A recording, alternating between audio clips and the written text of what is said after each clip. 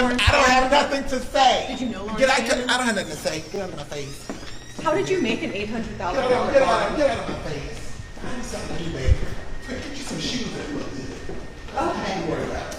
Where about your uniform you got on? Okay. Yeah, she has no comment. At this point, she has no comment on the advice of counsel. I'm not going to allow her to make any kind of statement. Did you forge those documents? Did your mother forge them? Did your mom forge them? Where did that Maybe your mom from? forged them. Come on out of the way, baby. Get out of the way. Get out of the way. They were for you to eat for lunch. Stupid bitch. They were for you to eat.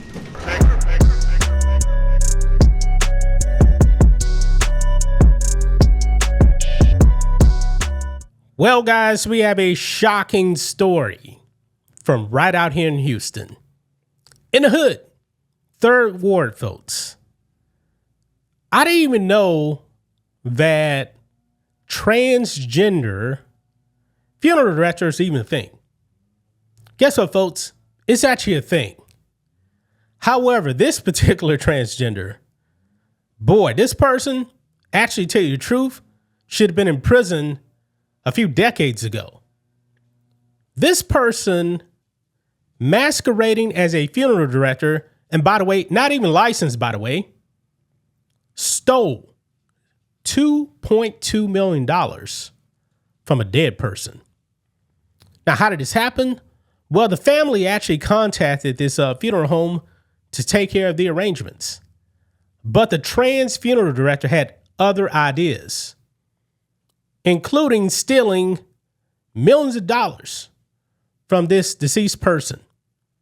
You cannot make this up. Now, you guys just saw that clip at the beginning of the video. That's clearly a man. There's no doubt about it. And this man has a criminal history. But for some reason, this criminal actually made bail, posted bail for $800,000. This person with his criminal history should have never gotten bail. You're stealing from the dead. You're stealing from the dead. This is just insane, man. Absolutely insane. I know where 3rd Ward is, folks. I actually had to drive through 3rd Ward to actually get to work when I worked in the corporate world. Yeah, I'm astonished. I really am astonished right here. A transgender criminal funeral director. Let's go ahead and dive into it, guys. Here we go. So right over here on Fox 26 in Houston, 3rd Ward funeral home director, operator, accused of stealing $2 million estate, appears in court. Now, they're actually going to be referring to this person by she. This is a he. Yeah, and thank God, man, we actually got the post-millennial here, because this person's real name is Michael Green. He's now going by the name Unique. And I believe over here on Fox 26, they actually called him Uniqua. Let's go ahead and watch this news clip, guys. Here we go. It has a lot of layers and, of course, a lot of interest. The latest, of course, being the reaction after the courtroom. So Unica Green Battle is accused of not only using forged documents to steal from a deceased person's estate, she's also accused of falsifying documents in terms of participating in funeral services. She was not licensed to perform those services. And also, we are now learning that when police initially raided the funeral home, they found organs in buckets, things like that. So a lot of layers here. She was back in court today. They found deceased organs in buckets. Also, they found cremains also as well. But deceased organs in buckets. I mean, how disrespectful to the dead can you actually be? Also, that is disgusting. $800,000 bond set. But the real interesting tidbit happened when she left the courtroom. I don't have anything to say. Get out of my face. I don't have nothing to say. Did you know? I don't have nothing to say. Get out of my face.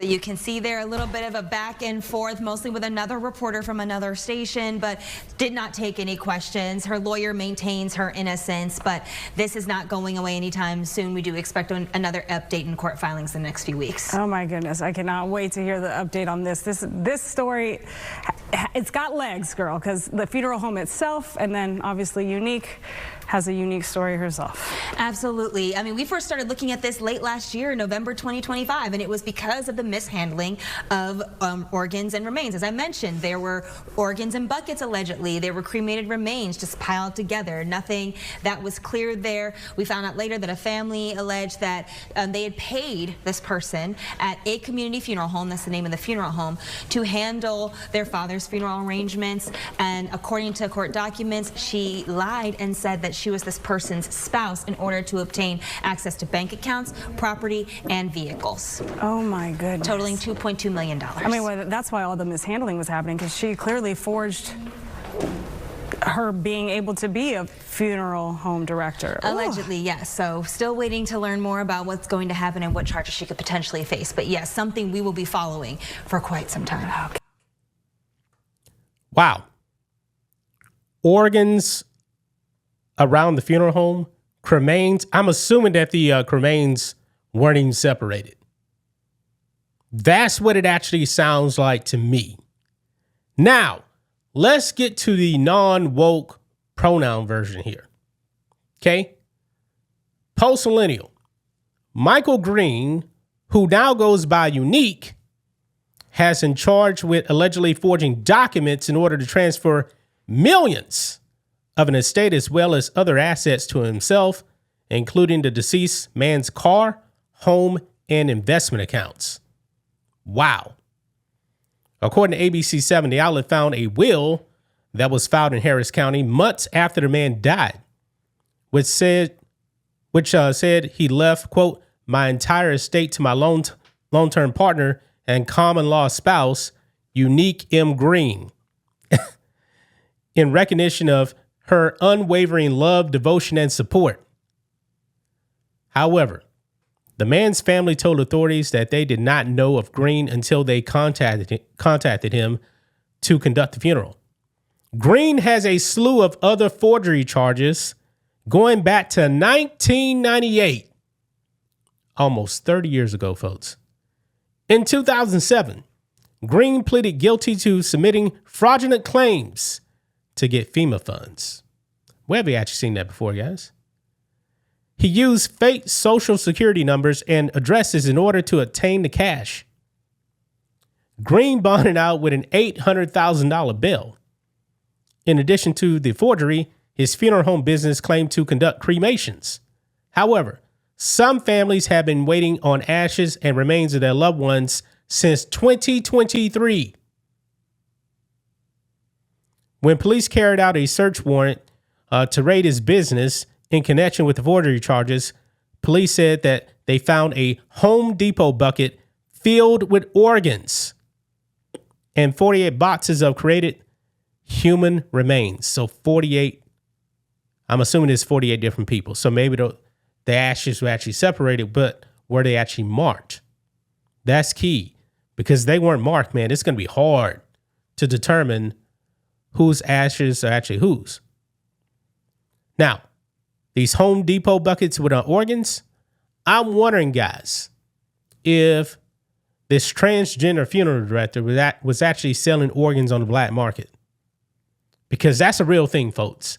That is a real thing. I mean, this person is a criminal. This person should be in prison for the next 50 years. And how in the world do you actually operate a funeral home without a license?